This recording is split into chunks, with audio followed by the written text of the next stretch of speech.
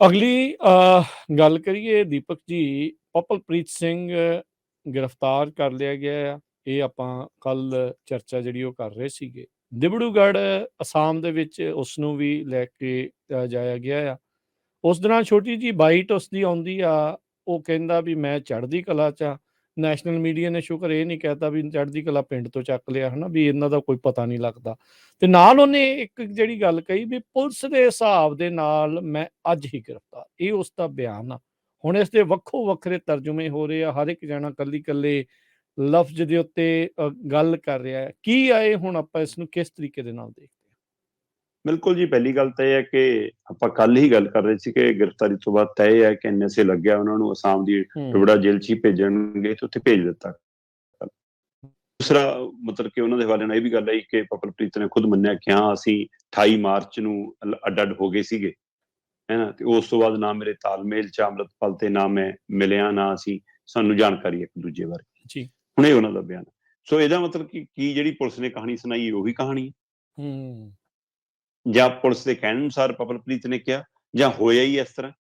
ਸੋ ਇਹ ਸਵਾਲ ਉੱਥੇ ਖੜਾ। ਪਰ ਸਭ ਤੋਂ ਗੌਰ ਕਰਨ ਵਾਲੀ ਗੱਲ ਸੀ, ਉਹਨਾਂ ਨੇ ਇਹ ਨਹੀਂ ਕਿਹਾ ਕਿ ਮੈਂ ਅੱਜ ਹੀ ਗ੍ਰਿਫਤਾਰ ਹੋਇਆ ਜਾਂ ਮੈਂ ਕੱਥੂ ਨੰਗਲ ਤੋਂ ਗ੍ਰਿਫਤਾਰ ਹੋਇਆ। ਉਹ ਕਹਿੰਦੇ ਕਿ ਪੁਲਿਸ ਦੇ ਹਿਸਾਬ ਨਾਲ ਮੈਂ ਅੱਜ ਹੀ ਗ੍ਰਿਫਤਾਰ।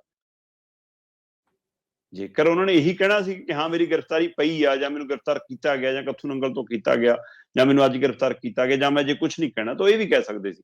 ਪਰ ਉਹਨਾਂ ਨੇ ਇਹ ਕਿਉਂ ਕਿਹਾ ਕਿ ਜੋ ਪੁਲਿਸ ਕਹਿ ਰਹੀ ਆ ਉਸ ਹਿਸਾਬ ਨਾਲ ਠੀਕ ਹੈ ਜੀ, ਹੈ ਨਾ, ਤੇ ਪੁਲਿਸ ਦੇ ਹਿਸਾਬ ਨਾਲ ਮੈਂ ਅੱਜ ਹੀ ਗ੍ਰਿਫਤਾਰ ਹੋਇਆ। ਸੋ ਇਸ ਲਈ ਇਹ ਹਵਾਲਾ ਕਿਤੇ ਨਾ ਕਿਤੇ ਇਹ ਕਹਿੰਦਾ ਕਿ ਪੁਲਿਸ ਦੇ ਦਾਅਵੇ ਹੋਰ ਨੇ ਤੇ ਕਹਾਣੀ ਕੁਝ ਹੋਰ ਹੈ ਜੀ। ਪਪਲਪ੍ਰੀਤ ਦਾ ਇਹ ਕਹਿਣਾ ਕਿ ਪੁਲਿਸ ਦੇ ਹਿਸਾਬ ਨਾਲ ਮੈਂ ਅੱਜ ਗ੍ਰਿਫਤਾਰ, ਮਤਲਬ ਕੀ ਕਾਗਜ਼ੀ ਗ੍ਰਿਫਤਾਰੀ ਅੱਜ ਕੀ ਕਸਟਡੀ ਵਿੱਚ ਸੀ ਜਾਂ ਇੱਕ ਘੇਰਾਬੰਦੀ ਵਿੱਚ ਸੀ? ਦੋ ਹੀ ਚੀਜ਼ਾਂ ਹੁੰਦੀਆਂ। ਇੱਕ ਹੈ ਗ੍ਰਿਫਤਾਰੀ ਜਿਹੜੀ ਕੱਲ ਜਿਵੇਂ ਸਾਹਮਣੇ ਆ ਕੇ ਪਰਸੋਂ ਦੱਸ ਦਿੱਤੀ ਗਈ ਕਿ ਹਾਂ ਜੀ ਗ੍ਰਿਫਤਾਰੀ ਹੋ ਗਈ ਹੈ। ਇੱਕ ਹੁੰਦਾ ਕਿ ਕਸਟਡੀ 'ਚ ਰੱਖਣਾ। ਆਪਾਂ ਜਿਵੇਂ ਪਿੰਡਾਂ 'ਚ ਪਹਿਲਾਂ ਵੀ ਗੱਲ ਕਰ ਰਹੇ ਸੀ, ਕਈ ਵਾਰ ਚੱਕ ਕੇ ਲੈ ਜਾਂਦੇ ਲੜਾਈ ਝਗੜਿਆਂ 'ਚ, 2-2 ਦਿਨ ਸਾਹਮਣੇ ਨਹੀਂ ਦੱਸਦੇ, ਪਤਾ ਹੀ ਲੱਗਦਾ ਕਿਹੜੇ ਥਾਣੇ 'ਚ ਬੰਦਾ ਕਿੱਥੇ ਹੈ, ਜਾਂ ਖੜਕੂਆ ਦੇ ਦੌਰ 'ਚ ਕਿੰਨਿਆਂ ਦਾ ਏਦਾਂ ਹੀ ਪਤਾ ਹੀ ਲੱਗਿਆ ਜੀ। ਸੋ ਇਸ ਲਈ ਉਸ ਤਰ੍ਹਾਂ ਦਾ ਇੱਕ ਪਹਿਲੂ ਹੁੰਦਾ ਕਿ ਹਾਂ ਲੈ ਜਾਓ ਜੀ, ਅਜੇ ਸ਼ੋਅ ਹੀ ਨਹੀਂ ਕੀਤੀ, ਜੇ ਐਂ ਸਮਝੌਤਾ ਹੋ ਗਿਆ ਨਿਬੜਦਾ, ਐਂ ਬਿਠਾ ਕੇ ਤਾਂ 2-2 3 ਬੰਦਾ। ਹੁਣ ਤਾਂ ਚੱਲ ਵੀਡੀਓ ਆ ਜਾਂਦੀ ਹੈ ਨਾ, ਬਣ ਜਾਂਦੀ ਹੈ। ਇਸ ਲਈ ਪਹਿਲਾਂ ਤਾਂ ਬਿਲਕੁਲ ਹੀ ਕੋਈ ਹਿਸਾਬ ਕਿਤਾਬ ਨਹੀਂ ਸੀ। ਸੋ ਇੱਕ ਉਹ ਹੈ। ਤੀਜਾ ਹੁੰਦਾ ਕਿ ਜਿਵੇਂ ਆਪਾਂ ਕਹਿੰਦੇ ਆ ਬੰਦਾ ਨਜ਼ਰਬੰਦ ਹੈ। ਸੋ ਕੀ ਉਸ ਤਰ੍ਹਾਂ ਦਾ ਕੋਈ ਸੀਗਾ ਕਿ ਤੁਰ ਫਿਰ ਰਹੇ ਸੀ ਆਜ਼ਾਦ, ਤੇ ਵੀਡੀਓ ਕੈਮਰਾ ਦਿਖਾ ਵੀ ਦਿੰਦਾ ਸੀ, ਪਰ ਉਹ ਫਿਲਮ ਦੇ ਵਿੱਚ ਤੁਸੀਂ ਦੇਖਿਓ ਕਿ ਉਹ ਜਿੰਨਾ ਸੀਨ ਦਿਖਦਾ ਹੁੰਦਾ ਉਨਾ ਹੀ ਦਿਖਦਾ। ਜੇ ਗੱਡੀ ਦਾ ਸਟੀਅਰਿੰਗ ਦਿਖਣਾ ਹੈ ਤਾਂ ਸਟੀਅਰਿੰਗ ਦਿਖਦਾ, ਪਿੱਛੇ ਧੱਕਾ ਲਾਉਂਦੇ ਬੰਦੇ ਨਹੀਂ ਦਿਖਦੇ ਹੁੰਦੇ ਕਿ ਹਾਂ ਧੱਕਾ ਲਾ ਕੇ ਗੱਡੀ ਹਿਲਾ ਰਹੇ ਨੇ ਉਹ। ਸੋ ਗੱਡੀ ਚੱਲਦੀ ਉਵੇਂ ਦਿਖਦੇ। ਕੀ ਇਹ ਉਨਾ ਹੀ ਸੀਨ ਦਿਖਾਇਆ ਜਾਂਦਾ ਸੀ? ਆਲੇ ਦੁਆਲੇ ਕੋਈ ਘੇਰਾਬੰਦੀ ਹੈਗੀ ਸੀ? ਕੀ ਇਹ ਪੁਲਿਸ ਦੀ ਨਜ਼ਰਬੰਦ ਸੀ? ਪਹਿਲਾਂ ਹੀ ਪੁਲਿਸ ਦੇ ਕੰਟਰੋਲ 'ਚ ਸੀ ਸਾਰਾ ਕੁਝ, ਹੈ, ਮਤਲਬ ਕਿ ਅੱਖਾਂ 'ਚ ਘੱਟਾ ਪਾਇਆ ਜਾ ਰਿਹਾ ਸੀ ਮੀਡੀਆ ਦੇ ਵੀ, ਲੋਕਾਂ ਦੇ ਵੀ। ਕੀ ਇਹ ਪਹਿਲੂ ਹੈ? ਸੋ ਉਹਨਾਂ ਦੇ ਬਿਆਨ ਕਿੰਨੇ ਗਹਿਰੇ ਅਰਥ ਦੱਸਦੇ ਨੇ। ਹੁਣ ਇਹ ਉਹਨਾਂ ਨੇ ਪੂਰੇ ਮਤਲਬ ਕਿ ਸੋਚ ਸਮਝ ਕੇ ਜਾਣ ਕੇ ਪੁਲਿਸ ਨੂੰ ਸਵਾਲਾਂ ਦੇ ਘੇਰੇ 'ਚ ਲਿਆਉਣ ਲਈ ਬਿਆਨ ਦਿੱਤਾ, ਜਾਂ ਉਹ ਪੁਲਿਸ ਦੇ ਘੇਰੇ 'ਚ ਖੁਦ ਸੀ, ਉਹਨਾਂ ਨੇ ਉਹ ਸੱਚ ਸਾਹਮਣੇ ਲਿਆਂਦਾ। ਹੁਣ ਇਹ ਦੋ ਹੀ ਗੱਲਾਂ ਵੱਡੀਆਂ ਖੜੀਆਂ ਹੋ ਗਈਆਂ ਕਿ ਪਪਲਪ੍ਰੀਤ ਨੇ ਜਾਣ ਬੁੱਝ ਕੇ ਮੀਡੀਆ ਨੂੰ ਇੱਕ ਟਾਸਕ ਦੇਤਾ ਕਿ ਉਲਝੇ ਰਹੋ ਪੁਲਿਸ ਨਾਲ, ਕੱਢੀ ਜਾਓ ਆਪਣੇ ਆਪਣੇ ਅਰਥ, ਜਾਂ ਉਹਨਾਂ ਨੇ ਇਹ ਅੰਮ੍ਰਿਤਸਰ ਦੇ 에ਅਰਪੋਰਟ ਤੋਂ ਉਡਾਣ ਭਰਨ ਤੋਂ ਪਹਿਲਾਂ ਇਹ ਸੱਚ ਦੱਸਦਾ ਕਿ ਭਾਈ ਮੈਂ ਪੁਲਿਸ ਦੇ ਰਿਕਾਰਡ 'ਚ ਅੱਜ ਗ੍ਰਿਫਤਾਰ ਹੋਇਆ, ਗ੍ਰਿਫਤਾਰ ਪਹਿਲਾਂ ਤੋਂ ਆ। ਸੋ ਇਹ ਦੋਏ ਸਵਾਲ ਨੇ ਹੁਣ। ਤੇ ਅਜੇ ਤੀਸਰਾ ਸਵਾਲ ਅਜੇ ਵੱਡਾ ਬਣਨਾ ਹੈ, ਜਦੋਂ ਅੰਮ੍ਰਿਤਪਾਲ ਪੁਲਿਸ ਦਮ ਭਰ ਰਹੀ ਹੈ ਕਿ ਅਸੀਂ ਛੇਤੀ ਅੰਮ੍ਰਿਤਪਾਲ ਨੂੰ ਗ੍ਰਿਫਤਾਰ ਕਰ ਲਾਂਗੇ। ਹੁਣ ਤੱਕ 9 ਬੰਦੇ ਪਪਲਪ੍ਰੀਤ ਸਿੰਘ ਹੋਣਾ ਸਣੇ 9 ਬੰਦੇ ਡਬੜੇ ਜੇਲ੍ਹ ਪਹੁੰਚ ਚੁੱਕੇ ਨੇ ਅਸਾਮ ਦੇ ਵਿੱਚ। ਉਹਦੇ ਵਿੱਚ ਅੰਮ੍ਰਿਤਪਾਲ ਦਾ ਚਾਚਾ ਵੀ ਹੈ, ਉਹਦੇ ਸੁਰੱਖਿਆ ਗਾਰਡ ਵੀ ਨੇ, ਬਾਜੇ ਕੇ ਪ੍ਰਧਾਨ ਮੰਤਰੀ ਦੇ ਨਾਲ ਜਿਹੜਾ ਉਹਦੇ ਨਾਲ ਜਾਣਿਆ ਜਾਂਦਾ ਉਹ ਵੀ ਉੱਥੇ ਨੇ। ਤਾਂ 9 ਬੰਦੇ ਹੋ ਗਏ ਹੁਣ ਪਪਲਪ੍ਰੀਤ ਸਣੇ। ਤੇ ਹੁਣ ਇਹ ਸਾਰਿਆਂ ਦੀ ਉੱਤੇ ਸਾਰਿਆਂ ਦੀ ਨਜ਼ਰ ਇਸੇ ਗੱਲ ਤੇ ਹੈ ਕਿ ਕੀ ਛੇਤੀ ਅੰਮ੍ਰਿਤਪਾਲ ਨੂੰ ਵੀ ਸਾਹਮਣੇ ਲਿਆਉਣਗੇ ਜਾਂ ਵਿਸਾਖੀ ਤੱਕ ਇੰਤਜ਼ਾਰ ਕਰਨਾ, ਵਿਸਾਖੀ ਦੇ ਨੇੜੇ ਜਾ ਕੇ ਕੁਝ ਹੋਣਾ। ਜੀ ਜੀ। ਇਹ ਤੋਂ ਬਾਅਦ ਦੇ ਵਿੱਚ ਨਾ ਦੀਪਕ ਜੀ ਇਹਨਾਂ ਨੇ ਟਵੀਟ ਕੀਤਾ ਪੰਜਾਬ ਪੁਲਿਸ ਵਾਲਿਆਂ ਨੇ ਵੀ ਤੁਸੀਂ ਭੱਜ ਸਕਦੇ ਹੋ, ਕਾਨੂੰਨ ਦੀਆਂ ਬਾਹਾਂ ਬੜੀਆਂ ਲੰਬੀਆਂ। ਲੋਕਾਂ ਨੇ ਨਾਲ ਹੀ ਮੁੱਦਾ ਚੱਕ ਲਿਆ ਵੀ ਇੰਨੀਆਂ ਲੰਬੀਆਂ ਤੇ ਭਾਈ ਬੇਅਦਬੀ ਦੇ ਜਿਹੜੇ ਦੋਸ਼ੀਆਂ ਤੱਕ ਅਜੇ ਤੱਕ ਕਿਉਂ ਨਹੀਂ ਪਹੁੰਚੀਆਂ? ਜਿਹੜੀ ਅਣਪਛਾਤੀ ਪੁਲਿਸ ਆ ਉੱਥੇ ਤੱਕ ਕਿਉਂ ਨਹੀਂ ਪਹੁੰਚ ਸਕਦੀਆਂ? ਸੁਮੇਧ ਸੈਣੀ ਹੋ ਗਿਆ, ਟਾਈਟਲਰ ਹੋ ਗਿਆ, ਹੋਰ ਅਣਗਿਣਤ ਅਜਿਹੇ ਨਾਂ ਆ। ਇੱਥੋਂ ਤੱਕ ਕਿ ਤੁਹਾਡੀ ਜੇਲ੍ਹ 'ਚ ਬੈਠਾ ਇੰਟਰਵਿਊ ਦੇਈ ਜਾਂਦਾ ਬਿਸ਼ਨੋਈ, ਉੱਥੇ ਤੱਕ ਨਹੀਂ ਪਹੁੰਚਦੀਆਂ। ਸਵਾਲ ਬਥੇਰੇ ਨੇ। ਕੀ ਇਹ ਜਾਣਬੁੱਝ ਕੇ ਨੀਵਾਂ ਦਿਖਾਉਣ ਵਾਲੀ ਜਿਹੜੀ ਗੱਲ ਆ, ਜਾਂ ਇਹ ਪੰਜਾਬ ਪੁਲਿਸ ਦਾ ਕਿੱਦਾਂ ਦਾ ਇਦਾਂ ਦਾ ਰਵੱਈਆ?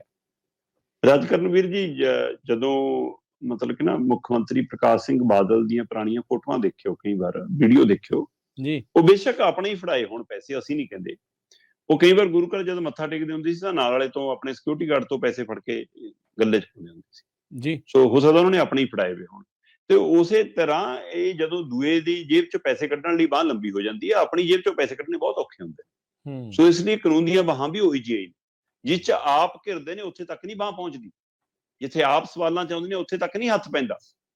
ਤੇ ਦੂਸਰਿਆਂ ਨੂੰ ਦੱਸਣ ਦੇ ਲਈ ਸਾਡੀਆਂ ਬਾਹਾਂ ਬਹੁਤ ਲੰਬੀਆਂ ਨੇ।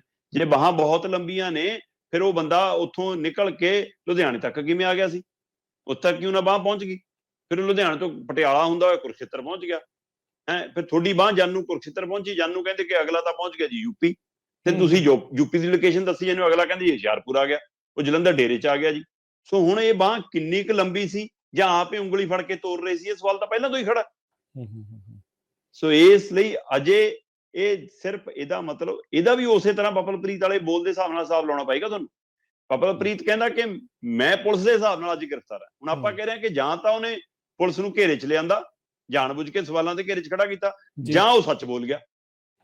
ਇਸੇ ਤਰ੍ਹਾਂ ਇਹ ਬਿਆਨ ਕਿ ਪੁਲਿਸ ਦੀਆਂ ਬਾਹਾਂ, ਕਾਨੂੰਨ ਦੀਆਂ ਬਾਹਾਂ ਬਹੁਤ ਲੰਬੀਆਂ ਹੁੰਦੀਆਂ ਨੇ, ਇਹਦਾ ਮਤਲਬ ਜਾਂਦਾ ਪੁਲਿਸ ਦੱਸ ਰਹੀ ਹੈ ਕਿ ਚਿੰਤਾ ਨਾ ਕਰੋ, ਅੰਮ੍ਰਿਤਪਾਲ ਸਾਡੇ ਕੋਲੇ ਹੈ।